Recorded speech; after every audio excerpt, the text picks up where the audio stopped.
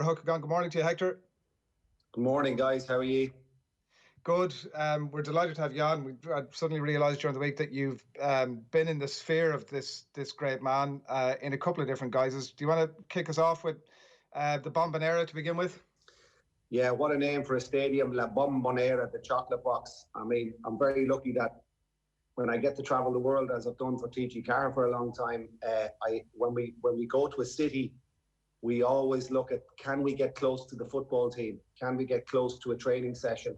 And, you know, when you're going off for 3 months to South America for TG Car and you know you're going to Argentina, you know you're going to Buenos Aires, you have to go to see Boca Juniors. And luckily I was able to do that in 2002, where I joined a training session with the boys in the training pitches close to the stadium.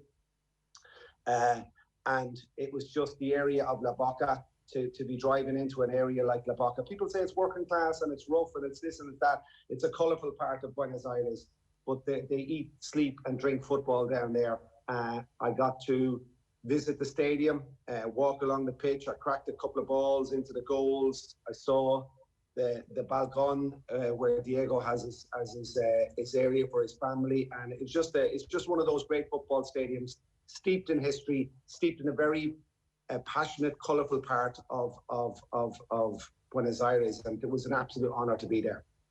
Yeah, it's like the La Boca is like a Dulux ad, right? Like it's like sort of a giant dollop of brightly coloured paint gets dropped everywhere. And there's a lad who goes around. I was there a few years ago, and a lad who goes around who's a Maradona lookalike until you get up close and suddenly you realise, not so much. The funny thing was, when I was there was a League Cup match. They were against the second or third division. It was a midweek game, but La Corralito happened, where the World Bank had just shut up shop. Argentina has had many recessions, many economic crises, but the Corralito, they called it. The banks had closed everything. The cash machines had stopped giving out money. So the people of Buenos Aires and Argentina were knocking on the doors of banks. There were corrugated iron outside the bank links and all the pass machines, and they couldn't get their money.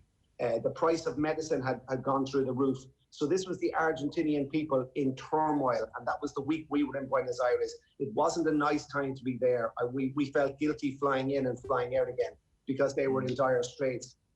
And the interesting thing of when I went to La Bombonera to see Boca Juniors play, they didn't ask for money for tickets.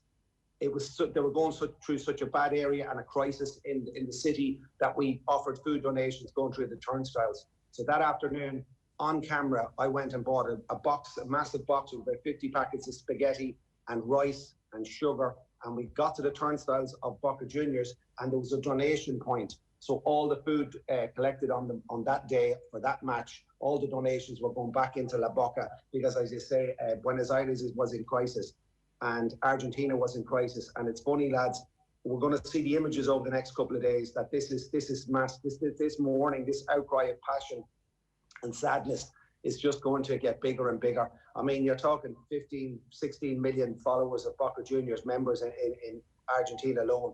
Maradona was life down there. He was the man that gave them testosterone. He was the man that gave them their passion. And now we all know, when we see the Argentinian fans in stadiums around the world, it doesn't matter if they're down in New Zealand with a pocket of 100 and be playing the All Blacks.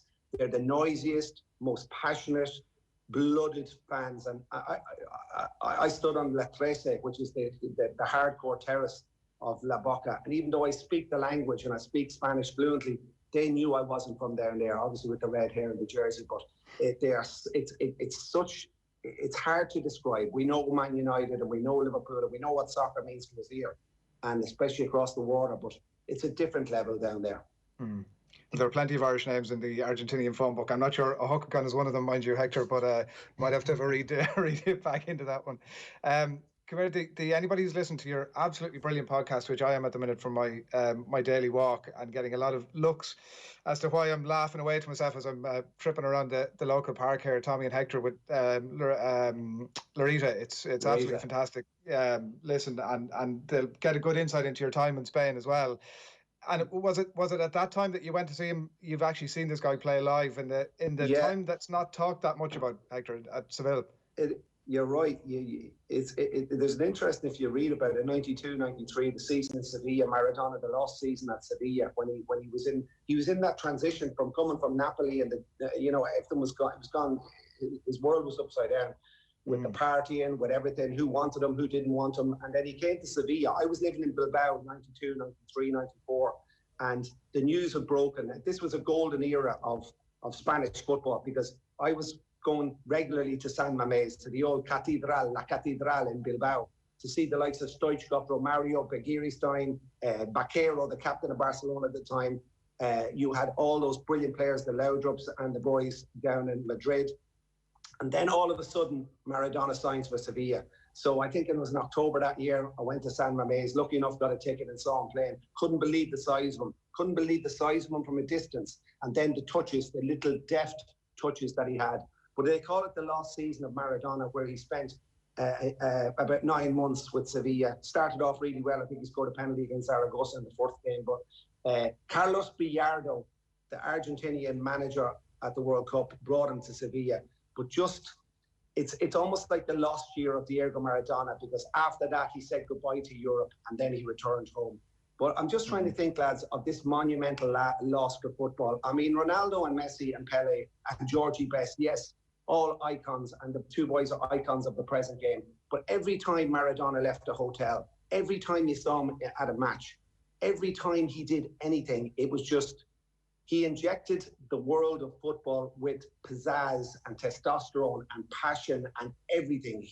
I don't think we'll ever see the like of it again. And it's quite moving when people should watch the scenes in Buenos Aires at 3 days of mourning over the next few days. This is an incredible loss to football, and it will be mourned for a long, long time to come. And I don't think we'll ever see the likes of Diego Maradona again. He was, to me, the greatest footballer in the world. But I suppose because I speak the language and I've been to these countries, that you realise how much he meant to these people. And the Argentinian people have lost their greatest son. Was there any difference that you appreciated, Hector, between how Argentina reflected upon him and how he was adored in Spain?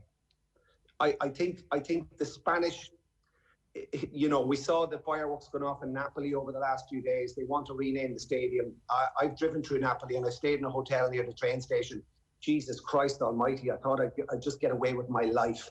Napoli, and if anyone has seen that Gomorrah series from Napoli about the gangs of Napoli, and Napoli it's beautiful, but underneath there's a seedy sea, and I think it suited Maradona at the time.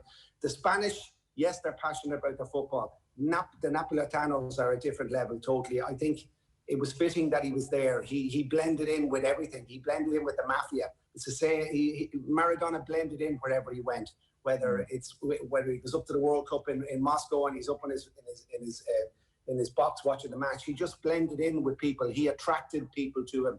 He attracted those young testosterone-filled Argentinian fans that believed in him. He injected them with everything you wanted in life: passion, beautiful women, cocaine, brilliant football. He just did it all. And I just think the Spanish, he played at Barcelona, but they're spoilt at Barcelona, aren't they? They're spoilt with great players over the years. Yeah. I just think it was very quirky that he spent those months at Sevilla, and it's very interesting when you read about that era of his career. Incredible, but just the news to break this week, boys. And I know it's sport, and I know it's everything, but it's soccer, and it is Diego Maradona, and. It is really, I saw Yasser Arafat.